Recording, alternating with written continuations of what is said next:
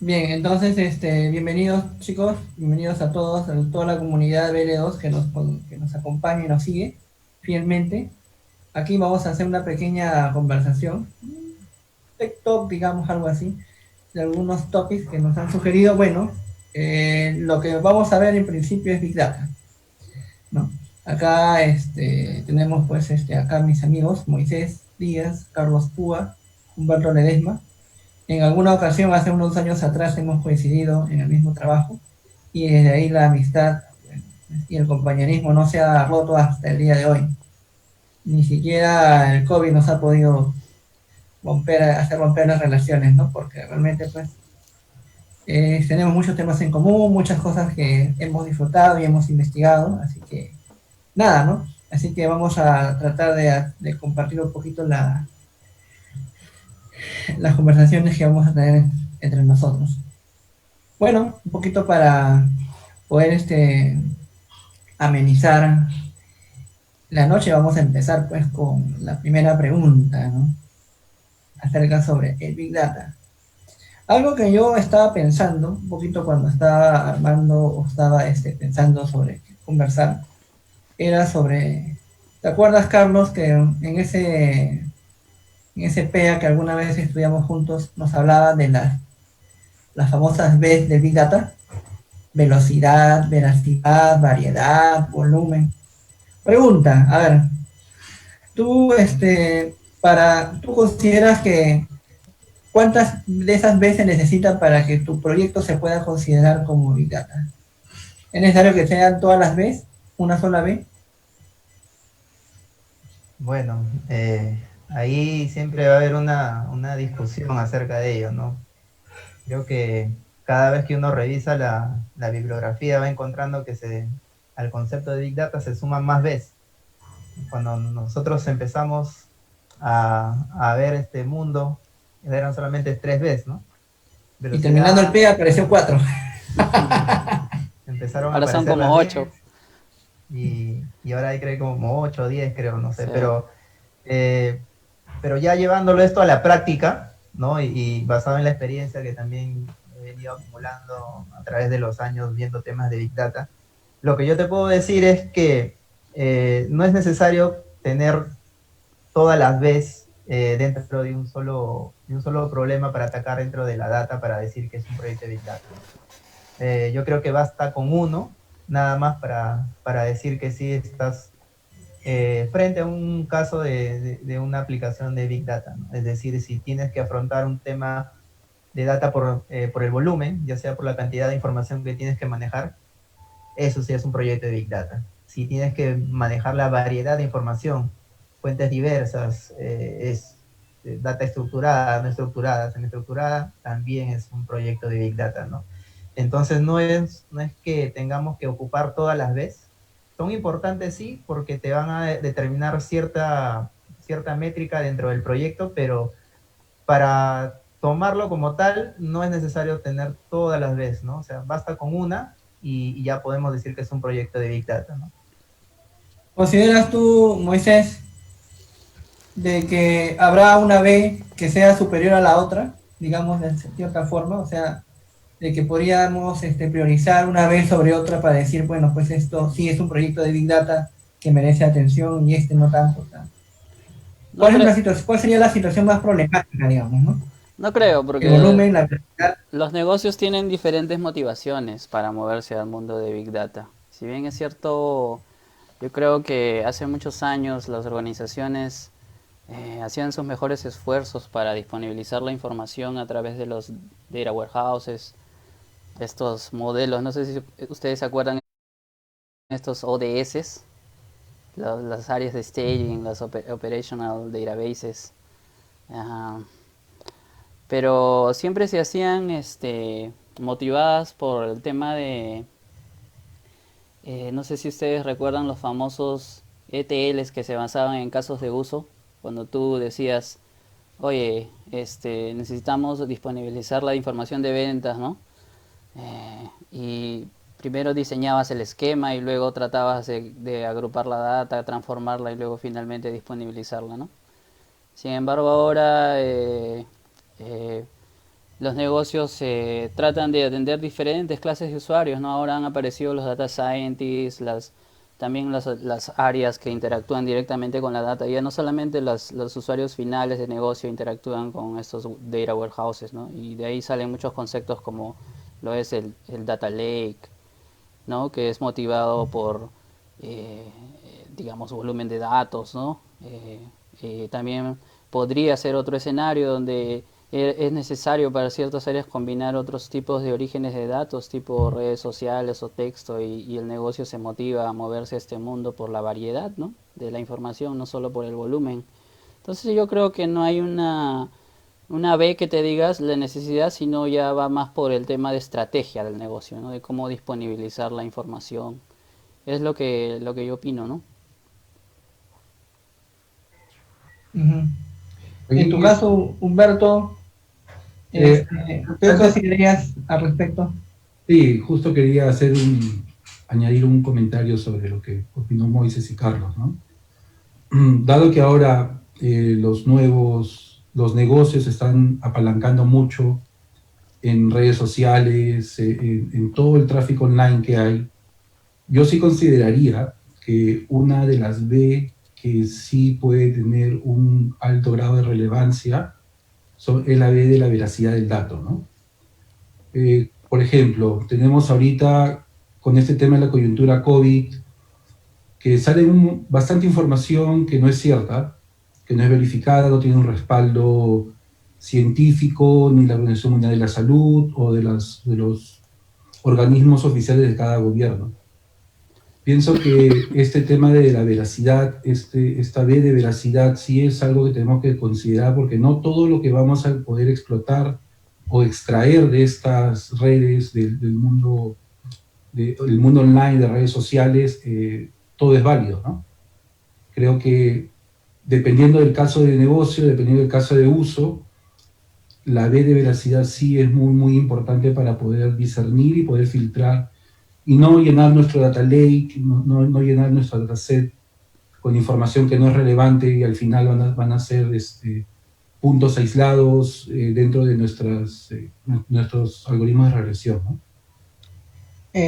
Bueno, acá tengo una pregunta de la, ¿cómo se llama? De nuestra comunidad, de nuestra página en Facebook, sobre, ¿ustedes han visto o han podido ver esa aplicación Perú en tus manos? Bueno, no sé Sí, si se claro. alcanza a ver. Sí, sí, Sí, sí. claro. Es más, Cristian pregunta, ¿qué mejoras en base a nuestra experiencia, o la experiencia de ustedes en todo caso, en general, podrían realizar, ¿no? En esa aplicación? ¿Qué sugerirían? Bueno, yo creo que en el tema del Perú en tus manos es un esfuerzo del gobierno, pero ellos tienen creo que un problema, incluso lo he escuchado en alguna de estas conferencias de prensa, ya que es la unificación de la información. Ellos tienen bastantes islas de información.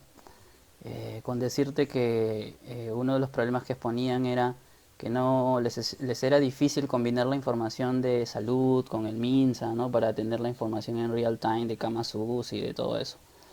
Ahora imagínate otras dependencias del Estado, ¿no? Con información de geográfica, demográfica, y que te permita rastrear, ¿no? Por ejemplo, en Taiwán han creado estas cards de salud, que son como unas DNI electrónicas, pero para salud. Entonces tú en cada establecimiento que vas tienes que como que marcar tarjeta, ¿no? Y inclusive te pueden rastrear el volumen de mascarillas que estás comprando diarias, si eres un paciente que estás en tratamiento de COVID, si estás con enfermedades de este tipo. Y con ese nivel de rastreo, esos mapas son mucho más precisos, ¿no? Hay mucho mayor, digamos, captura de información para poder eh, tener un mapa que sea accionable, ¿no? O sea, que no sea simplemente un gráfico de áreas o de puntos, círculos bastante grandes, ¿no? Que no, inclusive no determinan una región, sino ya cuando son varios círculos se ve como que algo que no tiene forma, ¿no? Que no te permite tomar decisiones prácticas. A eso es lo que voy, pero sí se podrían hacer mejoras si es que se empieza desde la colección de datos, ¿no? O sea, resolviendo esas islas, creo que se pueden generar mejores mapas o informes o indicadores o inclusive modelos predictivos. Sí. Tu propuesta me suena a futuro, ¿no? Pero en el presente el gobierno podría tener armas, digamos, para poder implementar, herramientas para poder implementar. Ahí, mira, yo te puedo decir algo, ¿no? Ahí lo que yo opino es que como esta crisis ha sido una crisis única, excepcional, no hay ningún punto de comparación en el tiempo parecido a lo que nos está pasando ahora. La reacción en todos los frentes de todos los países tiene que ser tomada en el momento, ¿no? Entonces, eso ocasiona que en el caso, por ejemplo, de las aplicaciones, como estamos viendo esta de Perú en tus manos, obviamente, dentro de toda la crisis, nosotros, muy aparte de la crisis, ya veníamos arrastrando temas de no poder tener sincronizada la información eh, personal, de repente a través o conectados a nivel de los documentos del Estado. O sea, no hay un centro de repositorio general donde podamos tener unificada toda nuestra información. Es por eso que cuando tú vas a hacer un trámite, siempre te piden el DNI porque no lo puedes acceder directamente o el personal que tiene ahí no tiene acceso directo a tu información cuando debería estar todo correlacionado. Entonces, en ese escenario es que esta aplicación ha tenido que nacer. Obviamente nace con bastantes restricciones, tanto de información como de acceso, que han tenido que tratar de superarse dentro de esta necesidad y de la rapidez de poder sacar un producto, ¿no? Creo que tiene muchas oportunidades. Lo que se tiene ahora actualmente por el es información al D-1, si no me equivoco, ¿no? Que no te permite de alguna forma hacer proyecciones de repente en base a la información que se tiene, pero sí tiene muchas oportunidades al respecto, ¿no? Como te digo, esta es una situación que ha sido única, no hay otra que haya pasado anteriormente, no se puede comparar porque no hay datos, ¿no? La anterior pandemia sucedió en 1920, creo, y de eso no se tiene ningún registro más que fotos y por ahí era un archivo de documento, pero datos como tal, como lo tenemos ahora, no se tuvo, entonces no se puede medir o comparar realmente el esfuerzo de lo que se está haciendo ahora como tal. O sea, cada país está atacando cada frente de acuerdo a sus posibilidades y sus propias limitaciones, y dentro de eso creo que el país ha reaccionado bien, y hablando con esta aplicación creo que se realizó en poco tiempo, ¿no? Entonces, tenemos la oportunidad de poder crecer, de poder tener acceso a la información y creo que es lo importante, ¿no? Tener información de esta forma. Bueno, Bien, recordamos a toda nuestra comunidad, ¿no? Que nos siguen en las redes sociales, que pueden hacer sus consultas, pueden sugerir o hacer una pregunta, ¿no? Y se puede atender acá, ¿no? Y abordar, ¿no? Y O algún conversar un tema, ¿no? poco. En el que estén interesados O que algo, discutamos. claro, sí, siéntanse libres, chicos. Ustedes fieles que nos siguen ahí en nuestras redes Humberto, tú que sociales. eres, digamos, el más entendido en transformación digital, ¿tú crees que esta pandemia va a acelerar eh, la transformación digital en los negocios, tanto privado como estatal? ¿Qué opinas? ¿Tienes alguna? A ver, corre un meme que dice, una encuesta, ¿cuál ha sido el principal agente que ha permitido acelerar la transformación digital en tu negocio, ¿no? Tenemos el gobierno, el CEO, CTO, CDO, y siempre es el coronavirus, ¿no? El coronavirus ha venido también va ligado con lo que como hemos estado comentando acerca de la pandemia, ha venido a desnudar todas las falencias, tanto de gobierno, de empresa privada, regionales, en realidad de todos los organismos estatales y privados. Definitivamente esto es un punto de quiebre, el cual todos tenemos que verlo como una oportunidad de hacer un negocio diferente. El negocio tradicional ha cambiado. Ya no vamos a tener la misma forma de interactuar de acá hacia futuro. Ya los negocios no van a responder de la misma manera. La interfase, la UI de cualquier negocio va a cambiar. Ya no van a haber muchos los contactos face to face. No vamos a tener que ir todos a hacer una cola para reclamar por un servicio a un operador de telefonía. Así que definitivamente esto lo tenemos que tomar como una oportunidad para poder hacer los cambios necesarios que nos permita subsistir y luego ser esos agentes diferenciadores de nuestra competencia utilizando la tecnología. La tecnología aquí va a venir mejor dicho, la tecnología ya está. Las áreas dedicadas a los datos, a investigación, a analítica, van a tomar un rol de caballito de batalla en estos próximos 3 años, donde este primer año, que es básicamente enfocarnos en cómo subsistir al cambio, y en los 2 siguientes posiblemente ya empezar a hablar de diferenciadores de la competencia para poder volver a tener ese número 1 en el mercado, a volver a capturar esos clientes que se fueron por, no sé, porque yo reclamaba y tenía que pasar todo un proceso muy largo, físico, para poder asentar un reclamo. Ahora es la oportunidad de todas estas empresas que tienen identificado esos problemas, solamente que el tiempo, el presupuesto y las ganas de la alta dirección de poder domar estos problemas no lo hacía factible. Definitivamente el COVID nos va a cambiar la vida a todos y es el punto de partida y el punto de quiebre para poder hacer esos cambios grandes en las empresas, ¿no? De Y acuerdo, podrías ¿no? decir, Humberto, que aquellas empresas que simplemente están quebrando, ¿no? O simplemente tienen problemas, simplemente es porque ellos nunca se anticiparon a la transformación o simplemente es por el giro de negocio que también ellos tienen. Son variables, el giro de negocio, el, eh, cómo has estado tú, tu espalda financiera también es muy importante. Sin eso Claro. no tienes un respaldo para mantener los trabajadores mínimos para seguir corriendo el negocio, ¿no? Y bueno, también las regulaciones que está dando el gobierno para poder reactivarse, no a todas las empresas les está llegando de la misma manera, no a todos los rubros les llega de la misma manera y definitivamente van a haber empresas que por más que hayan tenido un avance tecnológico se van a caer en el camino por el mismo hecho de su razón de ser como negocio. Tienen que tomar esta oportunidad para transformarse offline y volver a salir al mercado de una manera ya repotenciada en la tecnología, ¿no? Claro. ¿Sí? Parece que, bueno, sí, pues, Por ¿no? ahí hay algunas preguntas, creo, pero ya creo que ya se van al ámbito técnico. Hay una pregunta de TensorFlow por ahí. ¿Qué Y dice? Davis, a ver, vamos a las preguntas más hard. A ver, ¿qué tienes por ahí? De repente, no sé de qué podemos hablar. Hemos dado primero un contexto de cuál es la situación actual, realidad, combinado con todas las opciones que está saliendo a partir de esta pandemia, pero hablemos un poco más de Big Data. A ver, ¿qué tienes por ahí?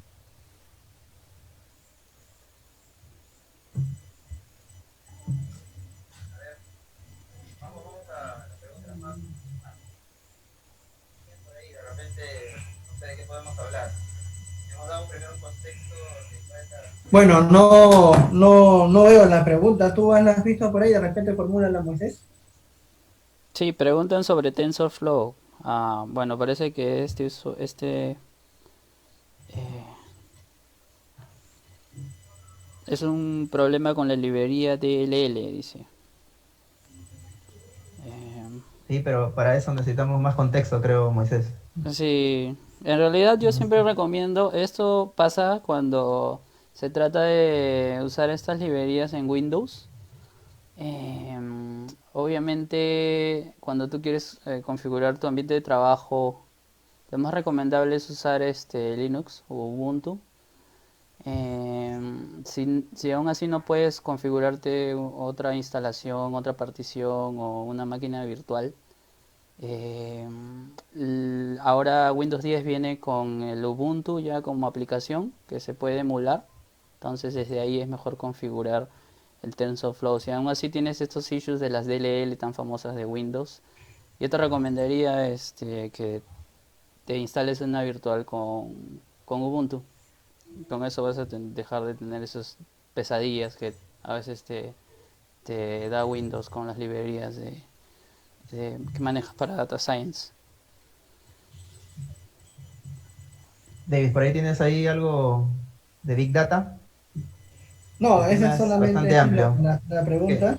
que podemos Para revisar, ver, Benny, una generaliza arquitectura. de qué hablamos. Pero de ahí no hay, por el momento todavía creo que la gente está a la expectativa, así que hay que seguir en el hilo de la conversación.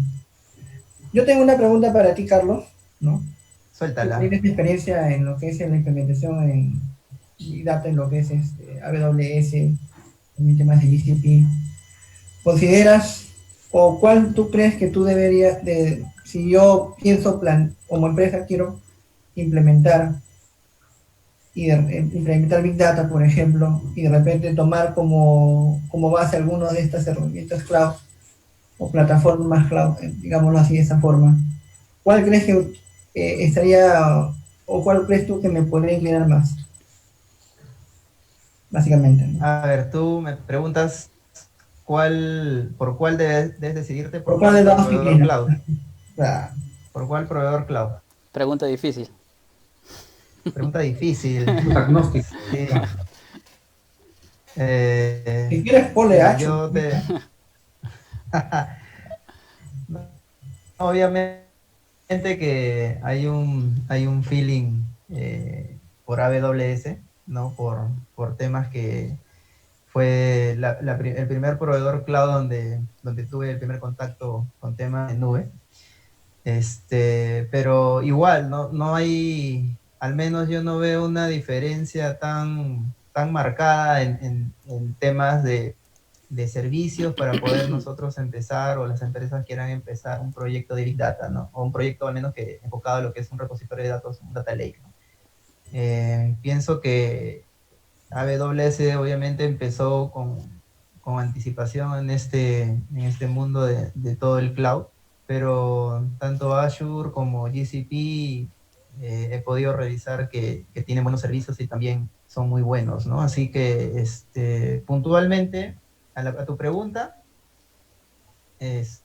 yo tengo más experiencia, obviamente, desarrollando e implementando Data Lakes en AWS, ¿no? Y te puedo hablar un montón de bondades de lo que es AWS, pero sin desmerecer, obviamente, a un GCP o a un Azure, ¿no? Que también tienen lo suyo. Como siempre digo, por detrás todo funciona tal cual, tiene el mismo funcionamiento, es simplemente un tema de repente ni siquiera hasta de costos, ¿no? Porque incluso los costos están casi ahí, tanto entre todos los proveedores cloud, ¿no? Entonces, la idea es que sí se animen por subir al mundo de la nube, ¿no? Porque ese es el futuro. Va a permitir poder escalar todo este tipo de tecnologías, ¿no? Todo este tipo de almacenamiento en nube, poder procesar GCP o lo que es Azure, vas a poder optimizar todos esos procesos, ¿no? Entonces, yo te diría que no importa el proveedor, sino importa cómo lo implementas, ¿no? Así que hay que trabajar la implementación con buenas prácticas, una buena estandarización a nivel de código, que nos permita a nosotros darle posteriormente un mantenimiento y una operación precisa, a tiempo y constante al Data Lake, ¿no? Ahí creo que realmente reside el valor de este gran repositorio, ¿no? Ujú. Muy bien, o sea, Siempre, no es que, por ejemplo, uno pudiera pensar y decir, ah, ya, por ejemplo, el BigQuery, tu herramienta BigQuery, por ejemplo, es mucho mejor que, no sé, pues, no, Redshift, ¿no? Que AWS. No podríamos hacer una comparación entre servicio y servicio, cuál es mejor uno que el otro. Comparación, siempre van a haber comparaciones, ¿no? Obviamente hay pros y contras entre cada uno, entre los servicios, porque están orientados a resolver un problema específico, ¿no? Ujú. Si hablamos entre un Redshift y un BigQuery, por ejemplo, el Redshift es un servicio de AWS que tiene un clúster dedicado en su primera, digamos que en su formal presentación, porque tiene una variación con Redshift Spectrum. Y BigQuery es una base de datos as a service, ¿no? O sea, tú no te preocupas por ningún tipo de implementación a nivel de clúster, simplemente vas y usas el servicio, ¿no? Entonces ahí hay una pequeña diferenciación. Entonces, mientras que BigQuery te cobra por consulta, te cobra por cómo tú haces la consulta, por si tienes, cuántas columnas dentro del query tienes, te va sumando el billing. Por el otro lado, en AWS, teniendo un Redshift, te cobra por la utilización del clúster que es dedicado mayormente, ¿no? O sea, entonces ahí vienen las diferencias a nivel de precio. Ahora, pero si tú utilizas un Redshift Spectrum, que funciona bastante parecido a un Athena en AWS, también pues, te van a cobrar simplemente por los queries que hagas, ¿no? Entonces, va a depender bastante de la estrategia que tú quieras optar para poder levantar uno de estos servicios en cualquiera de estas dos nubes, ¿no? Sí, yo también creo que la competencia está dura entre esas tres proveedores de cloud. En realidad sí, sí están bien completos los tres en términos de arquitectura. Por ahí que hay un, digamos, cierto grado de usabilidad, que uno es más fácil de usar que el otro, en temas de seguridad, que la seguridad es más fácil de implementar en uno que en el otro, y sí. Y también el tema de precios, ¿no? Y más que todo depende del caso de uso, de la empresa cómo se sienta familiarizada, de qué mundo vienen, ¿no? Si ya tienen algo en AWS, si se deciden implementar el tema del Data Platform en AWS o en GCP.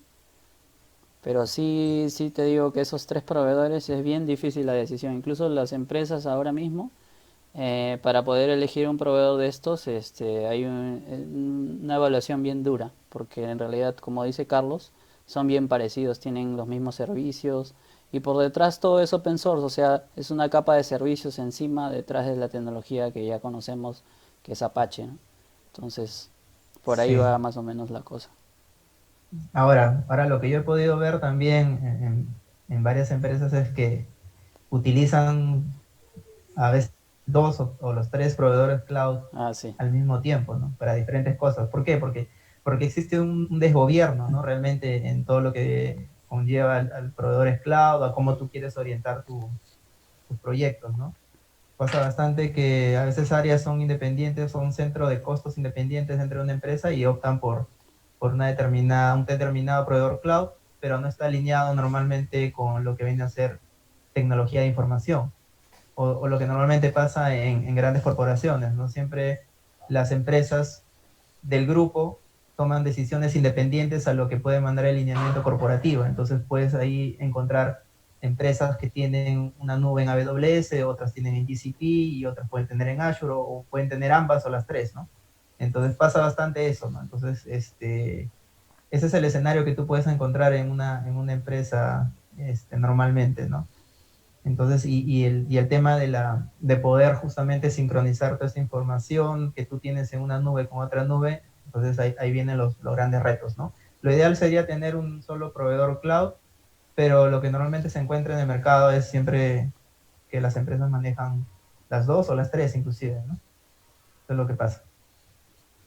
Sí. Yendo un poco por el lado, ok, tú has mencionado algo importante, ¿no? Que es que muchas empresas tienen diferentes proveedores cloud, ¿no? Es porque, como bien lo dijiste, hay diferentes áreas y cada uno tiene una consultora con la que trabaja o un equipo de cada una de las áreas de TI y levanta su propia nube, ¿no? Y si nos vamos para el otro lado, para el lado de yo como agente de cambio de sistemas, soy un ingeniero de datos o la posición que tenga dentro del área de analítica, ¿qué tan complicado en la experiencia que ustedes tienen es poder interactuar de una nube a otra cuando ya la empresa toma la decisión de homologar y hacer un solo centro de costo de una sola nube, ¿no? Digamos AWS o Azure? ¿Qué tan complicado podría ser para el área de TI poder hacer estas migraciones y así como para la persona aprender estos nuevos servicios y tal vez otro tipo de lenguaje de programación, otro tipo de, de nomenclatura para poder utilizar las cosas? ¿Qué les dice su experiencia? Bueno, hay varias variables, ¿no? Que se suman a la ecuación, ¿no? Una de las más fuertes te podría decir que es el tema de seguridad, ¿no?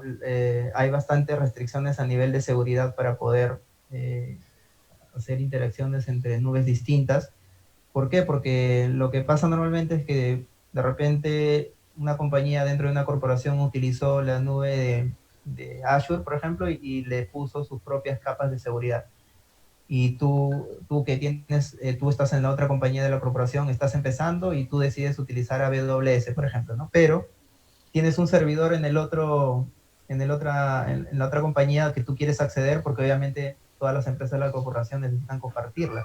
Entonces, ahí vienen los problemas de seguridad, ¿no? De repente, desde una nube de AWS que tú estás levantando, recién no vas a poder acceder directamente a la nube que de repente ya tiene todas las capas de seguridad puestas, firewalls y todo lo que tú puedes poner a nivel de seguridad, ¿no? Entonces, y abrir esos puertos, abrir todos esos canales, a veces son procesos bastante burocráticos dentro de las empresas que te retrasan un proyecto, tal vez, ¿no? Es bastante complicado, ¿no? Hay bastantes temas políticos dentro de todas esas reglas que te impiden avanzar cuando tienes ese tema de poder conversar entre nubes distintas, y más aún si se encuentran en compañías que son del mismo grupo, pero han optado por diferentes nubes o diferentes tecnologías, ¿no?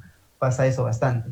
Ahora, lo otro también que mencionaste bien fue el tema de las estandarizaciones, ¿no? Tú hablaste del lenguaje de programación, ¿no? Puede ser que el estándar de los que trabajan en la nube de Azure sea trabajar con Python, pero de repente yo estoy levantando mi nube de AWS y elegí trabajar con MR y estoy trabajando con Scala de repente. Entonces, ¿cómo llegar a ese punto de acuerdo para decir quién es el que trae la información de quién para poder homologar y tener un solo entendimiento, ¿no? Y creo yo Data governance, es el prácticamente. data governance, claro, ¿no? Es una arista bastante importante justamente cuando pasan estas cosas. Pero normalmente lo que tú encuentras en una empresa es que el data governance no se tiene, o si se tiene, no se cumple, y si se cumple a medias, ¿no? Entonces, lo que va a pasar ahí es que se tienen que llegar siempre a acuerdos para poder hacer estas interacciones de la mejor forma, ¿no? Entonces, el que necesita la información de repente puede poner sus estándares sobre aquel que la da, o de repente el que la da la puede proporcionar y mandarla hacia el otro sector. Hay varias oportunidades ahí, ¿no? Es cuestión de ya cómo se ponen de acuerdo entre los docentes que quieren compartir esta información, ¿no? Uno la recibe, la otra la otorga, o viceversa, voy y la tomo y la traigo, ¿no? Pero hay varias discusiones ahí, y involucra todo lo que te comento, ¿no? Cosas, burocracias, políticas internas en la empresa, ¿no? Que te vas a encontrar mucho, sobre todo pasa bastante en banca, ¿no? Claro, porque eso va a ser un factor clave ahora en estos tiempos post-COVID, donde los centros de costos van a ser revisados al detalle, y estos proyectos que vienen trabajando aislados en diferentes islas, con diferentes nubes, el siguiente reto sería eso dentro de las empresas, Ahí ¿no? viene Poder el tema unificar. de governance, como dice Carlos, pues. Y también el tema ¿te acuerdas tú? Ustedes se recordarán cuando estuvimos implementando los primeros proyectos en Verizon, cómo se manejaban todos los entornos sandbox y estaban automatizados para que se creen y se asignen a un centro de costo. Eso era Claro. con toda la política incluida, ¿no? O sea, desde el minuto cero que tú creabas una instancia en la nube, tú ya estabas en un centro de costo, estabas con los permisos, las restricciones y toda la política de la empresa, ¿no? O sea, para llegar hasta ahí hay todo un tema, ¿no? De gobierno, de datos, política, seguridad y todo, varias capas, ¿no? Que se tienen que manejar. Sí, por eso que, o sea, lo que normalmente pasa es que tú realmente haces tus investigaciones, puedes tú mismo por tu cuenta levantar tu propia nube con tu cuenta personal, y haces bastantes pruebas con toda la libertad que te pueda otorgar la nube, porque obviamente estás haciendo una prueba de concepto. Pero cuando tú eso lo quieres llevar ya a un plano ya productivo, profesional, digámosle, en una empresa, surgen un montón de cosas en el camino que te retrasan o te ponen bloqueos dentro del proyecto, ¿no? Y esa es la parte no tan bonita del Big Data, que a veces no se ve mucho en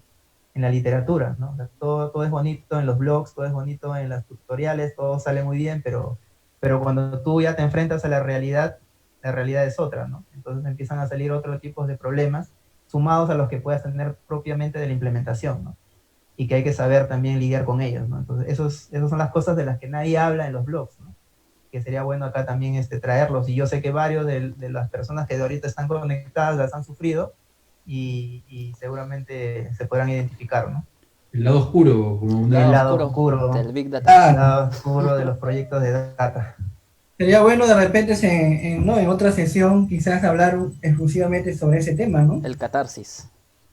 Sí, Claro. claro, sí, Y sí, ahí sí. los amigos ahí que nos acompañan podrían de repente echar su catarsis, ¿no? Y darnos caso nosotros a Sí, ver sí, qué pasa. tengo bastante información en el tiempo que he venido de cuáles son ese lado oscuro del que nadie habla a veces en redes, ¿no?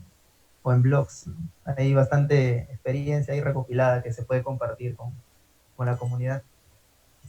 Así que, chicos, seguidores que nos acompañan, anímense, vamos a ser bien empáticos por acá, así que escriban sus preguntas, Sí, ¿no? Y así compartir escriban sus experiencias. preguntas, escriban los temas que les inquieta o tienen curiosidad de conocer más para, digamos, traerlos a la mesa.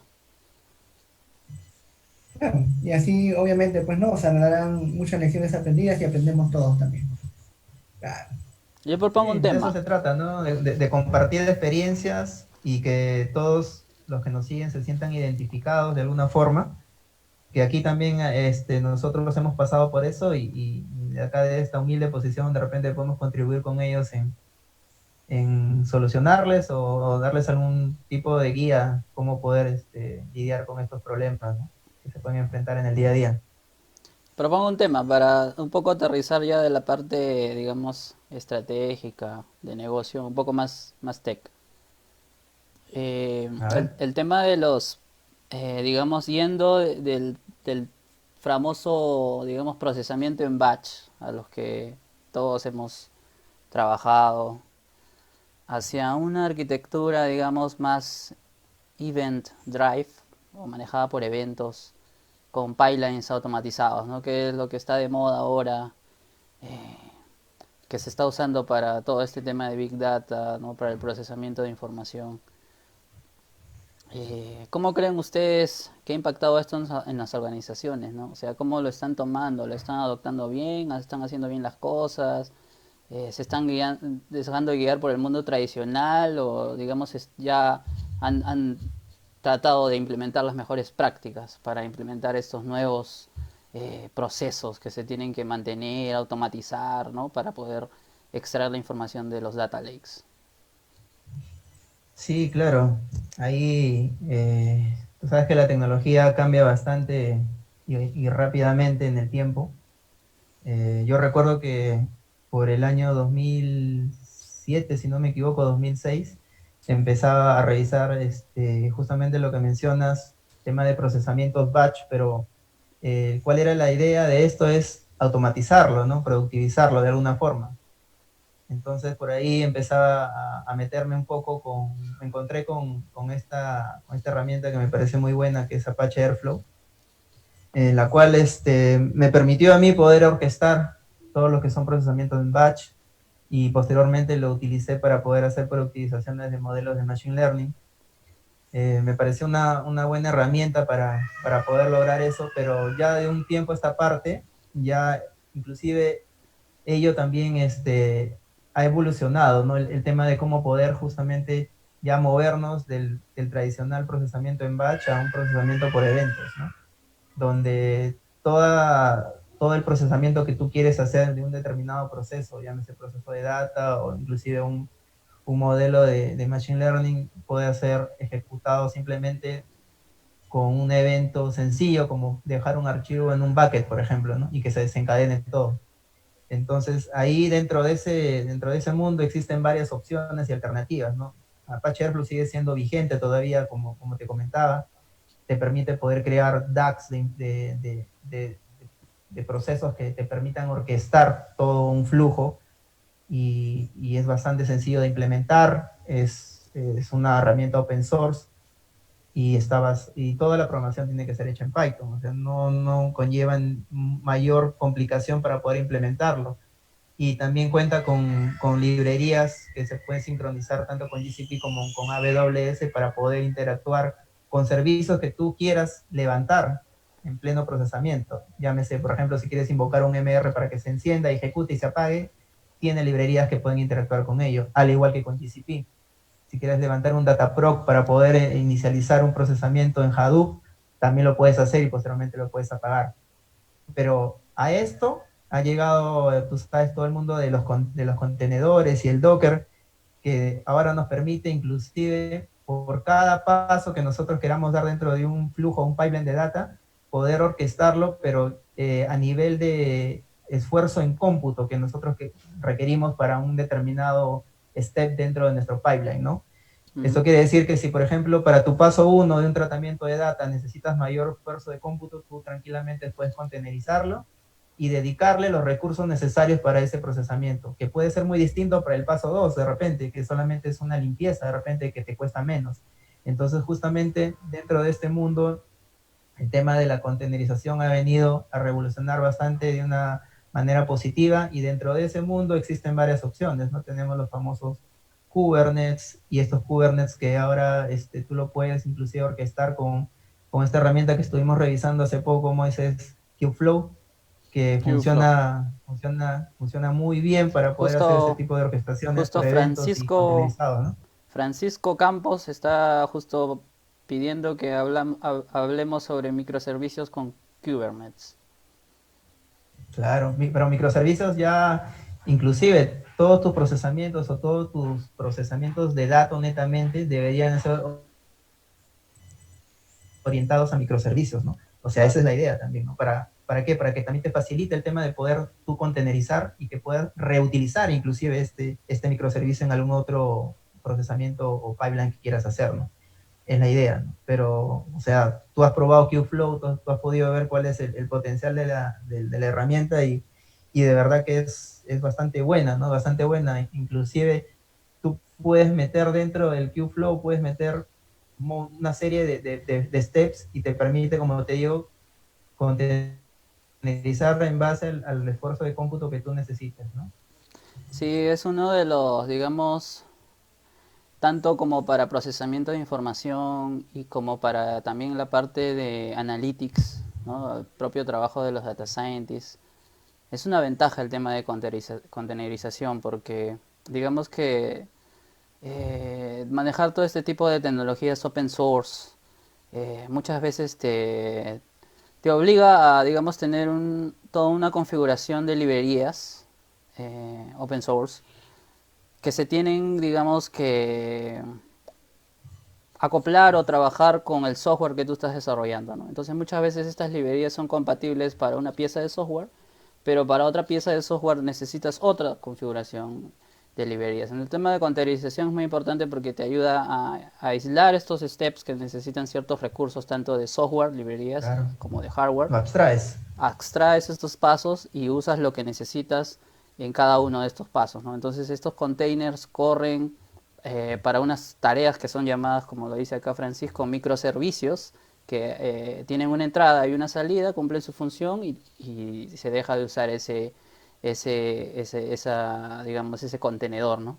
Ahora, para el tema de los Sí, data scientists, esto es totalmente potente, ya que con herramientas como Kubeflow, ¿no? Que es un orquestador, tú orquestas estos diferentes contenedores y tienes pasos para preparar la data primero usando ciertas librerías de Python, luego tienes y de repente usando una máquina con CPU, digamos, optimizado para procesamiento de información, y luego tienes un paso que es entrenar el modelo, por ejemplo, de datos.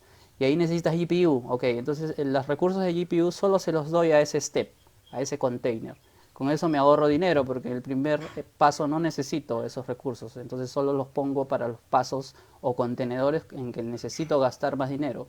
Ojo que el GPU en nube es bien caro, entonces con eso optimizas costos, optimizas tiempos también porque es muy fácil clonar, como dice Carlos, reutilizar el código y probar diferentes variables, ¿no? En el tema de experimentación en los data scientists, ellos trabajan mucho corriendo estos pipelines muchas veces, pero con diferentes parámetros para comparar los resultados, ¿no? y afinar un modelo. Entonces eso también te da mucha flexibilidad, el tema de containerización en microservicios.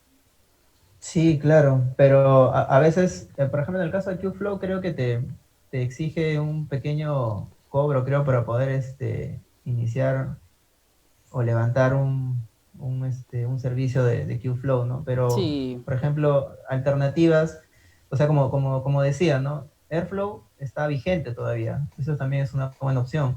Como decía, yo desde el 2016 que lo descubrí, lo estuve usando, me parece una buena opción para poder orquestar procesos. Es muy bueno y es bastante sencillo de implementar y de utilizar. Y esta utilización o la posibilidad de poder interactuar con servicios dentro de AWS o de GCP es bastante potente, ¿no? Te permite prender y apagar las cosas cuando tú lo quieras hacer, ¿no? Sí, Entonces, he visto es arquitecturas mixtas que hasta ahora se usa Airflow para la parte de preprocessing de la data. Es muy claro, ¿por qué? bueno. Porque interactúas y levantas un clúster de Hadoop, ¿no? Sí, Ya sea un MR en Spark. AWS, un Dataproc, ¿no? Spark, levantas y puedes procesar, lo apagas y dejas la data de repente en un bucket que lo puedes tomar de otro lado y Pero para seguir la el parte proceso. de ciencia de datos, sí estoy viendo que las arquitecturas ahora se están inclinando más por este tipo de configuraciones con Kubernetes. Entonces, por el mismo naturaleza del trabajo, ¿no? Del data scientist, que es Sí, de experimentación, ¿no? Pero sí, sí he visto que sí. Airflow está bien posicionado en la parte de preprocessing de datos.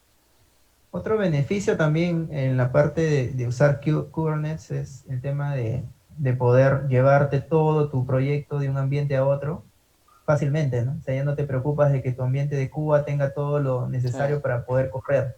Ya te llevas todo, ¿no? Todo ya claro. está dentro de tus contenedores y no tienes esos problemas que antes pasaban en las viejas estructuras de servidores, ¿no? Tenías tu servidor de Cuba, tu servidor de desarrollo, tu servidor de producción y llevabas algo que habías desarrollado y te olvidabas una librería, se caía en producción, ¿no? Sí. Ahí Humberto tiene bastante experiencia en eso, ¿no? Ha pasado, se ha amanecido bastante por ese Malas tema. experiencias.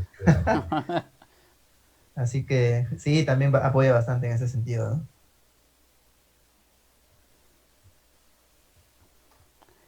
Ahora lo que podríamos hacer es que podríamos hacer también un webinar dedicado a este tipo de A microservicios, implementaciones. Kubernetes, sí.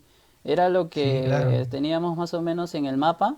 Ver un poco esto de lo de Qflow, que es bastante potente, es casi nuevo, porque es del año pasado más o menos, Sí, sí. es de Google, salió más o menos en el mes de mayo, junio, el año pasado, ahora está en la versión 1 punto y tanto ya, y está muy, muy power. Sería bueno setear un webinar, ¿no? De esto, un webinar, sí.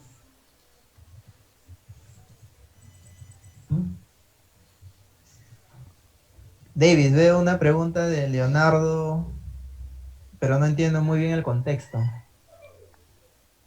Hablan de los exámenes. A ver, ¿cómo se podría evaluar exámenes y asignarle un nivel de acuerdo a su calificación y los temas innecesarios? Más parece una pregunta de ciencia de datos, ¿no? Como que un modelo que autocalifique exámenes o algo así.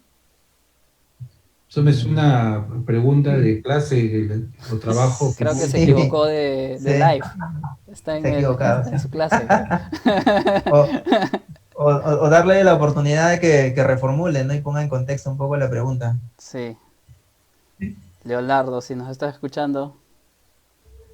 Davis, ahí veo conectado a un amigo nuestro, Carlos Linares. Aquí le mandamos un saludo a Carlitos. Que esté bien. Hey, Carlitos, ahí ya nos encontramos a cualquier día ahí en ese menú. Ella sabe, el Veo amigo a Alex acá. también. Lo veo a Alex Camero también. Saludo. A El gran Ale. Ronald Salcedo también, integrante de Amigotes. Ah, el gran Ronald. Claro. Saludos, Ronald. De parte de mío y de Arturo. A Cristian Carguachín también, Claro, Cristian, nuestro amigo. que es parte del equipo Parte del BL2 también. L2. Sí, él es Así es. científico de datos. Exacto. Él también creo que está preparando unos webinars, ¿no? Muy pronto van a salir ahí Sí, también por nuestro canal. él está Sí, viendo sí, el sí. tema de NLP. Algo muy interesante para el tratamiento de texto. Sí, también de repente va a haber unos webinars sobre eso. Genial. Ese es el que permite también envío de mensaje de texto, lo que vi hace un tiempo, creo. No del envío, pero el análisis del texto. O Que está sea, viendo sí. un Text Analytics, ¿no? Pero creo que está implementando todo un pipeline desde cero, ¿no? Desde la transformación, creo, de un audio, me parece. Sí, hay un servicio en Amazon interesante, bueno, en Google también hay, que es el Amazon Transcribe, que es para extraer el Sí, texto de los videos y audios, ¿no? Hay digamos, un número interesante de casos de uso ahí, desde call centers o, digamos, algunas empresas de medios, básicamente call centers, ¿no? Entonces claro. tú quieres analizar, ¿no? Algunos indicadores de tratamiento de clientes, ¿no? A veces tienen que seguir ciertas normativas los call centers y no hay forma de medir porque ponerte a escuchar una gran cantidad de audios es un trabajo que nunca se va a acabar, ¿no? Entonces con esos modelos de extracción de texto y luego desde el conteo de la palabra, que es lo más básico, hasta, digamos, alguna interpretación del contexto de lo que se está diciendo, es muy poderoso también. El tema de NLP, ¿no? Análisis de texto, de lenguaje. Por el tema de las regulaciones gubernamentales acerca del tratamiento de datos, ¿no? Y es que aceptas recibir la llamada. También, ¿Cómo también, evalúas eso? ¿Cómo lo monitoreas? eso, tienes que Yo me transformar acuerdo eso. que estaba utilizando el tema de Amazon Transcript hace un tiempo atrás. Yo le vi dos cosas que todavía le faltan, ¿no? Y una era de que solamente manejaba el español de España y el español americano. Y por ende también la otra razón era de que era un poco difícil controlar el tema de las palabras típicas de una región, ¿no? Lo que nosotros comúnmente manejamos como modismos o jergas, ¿no? Sí, justo ahí hay Entonces, un feature, Davis, que han implementado ahora poco, que es este tipo ya. un diccionario, ¿no? Que tú le ingresas al servicio para que te reconozca las jergas, algunas palabras locales. Entonces ahí el amigo Cristian nos va a capacitar más ahí en el próximo webinar, quizás. Sí, quizás ahí sería interesante que nos muestre qué tan poderoso es esta herramienta, ¿no? Porque también hay formas de hacerlo de manera, digamos, con las librerías open source, ¿no? Pero Amazon y Google tienen ya buen camino recorrido en ese ámbito de, digamos, traducción de audios. Sí, ahí lo que estábamos justamente esperando, recuerdo en un proyecto, un caso de estudio que estábamos haciendo justamente era el tema de que se pueda potenciar de alguna forma el transcribe, pero para el idioma español. Porque para el inglés era muy bueno, pero para el español tenía todavía, hay una dificultad, ¿no? Sí, en las Y últimas más, pruebas que he estado viendo ahí, que he estado haciendo Christian, en este caso, estaban dentro del 90-95% cuando no había mucho ruido de fondo. Es decir, aplica muy es, bien para los call centers. Pero cuando ya tienes algunos archivos de media que tienen mucho background noise, ahí es donde el accuracy se cae, ¿no? Entonces se cae a 50-60%, ¿no? Porque no es capaz de distinguir la voz con el sonido ambiental. Mucho ruido. Eso es lo que tenemos hasta ahora como digamos, insights. Pero ya el amigo Cristian les va a dar más detalle en el webinar que se viene sobre Hemos Claro, mucho de hecho, spoiler. en nuestras mucho redes spoiler, mucho sociales, spoiler. claro, de hecho en nuestras redes sociales va a estar publicado, ¿no? De manera oportuna los próximos webinars con los próximos talks que tendremos, ¿no? Más adelante, ¿no? La idea es que la comunidad, pues, ¿no? Siga pasando la voz, ¿no? De que aquí por este canal se conversa un poco, ¿no? De Big Data, de estas tendencias emergentes, ¿no? De estas tendencias disruptivas que rompen el mercado, pero que a la vez también ayudan, ¿no? A facilitar más el tema, por ejemplo, de lo que es la transformación digital y, ¿no? Otras cosas, ¿no? Que están en boda en tema de tecnología. sí, y el valor que le veo a estas conversaciones justamente es compartir esas experiencias que ya nos ha tocado pasar a cada uno de nosotros y poder ayudar a nuestros amigos que nos siguen en la transmisión para que también, si es que ellos están afrontando algo, ¿no? Como decía hace un momento, que también de alguna forma les pueda ayudar nuestros errores que ya cometimos anteriormente, para que ellos también los puedan de alguna forma ya superar, ¿no? Entonces, es la idea, ¿no? Compartir bastante experiencia, ¿no? Sobre todo. Sí, ya nos quedan 5 minutos para cerrar la transmisión. Entonces, ¿qué propones ahí, Davis, Humberto? Mm, Bueno, simplemente animar siempre a la comunidad, ¿no? La idea es que la comunidad crezca, la idea es que la comunidad comparta, aporte y así todos crecemos, ¿no? En nuestros trabajos. Así que si tiene por ahí algún problema, no se preocupen, chicos, acá va a haber bastante empatía, ¿no? Acá hay bastante experiencia en la cual nosotros hemos podido vivir en diferentes proyectos, ya sea en temas de Big Data, ya sea en temas pues de Data Science, o ya sea, por ejemplo, en temas de Business Intelligence también, diferentes topics, ¿no? Podemos tocar. Así que, si gustan, ¿no? Animamos a los chicos a que puedan proponer, ¿no? Algunos topics que de repente podrían ser tratados en este tipo de conversaciones o en los próximos webinars que nosotros Sí. pues estaremos Son, son, programando, ¿no? son dos formatos los que estamos manejando ahora con estos ciclos de transmisiones. Uno es los conversatorios, que son así abiertos, como ustedes lo ven, pueden hacer sus preguntas.